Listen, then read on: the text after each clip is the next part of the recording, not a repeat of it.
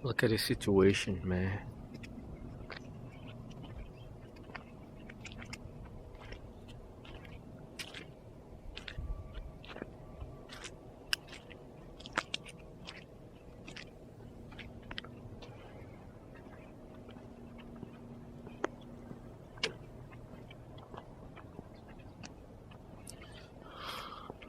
Making it very hard for the cars to even come out of the garage.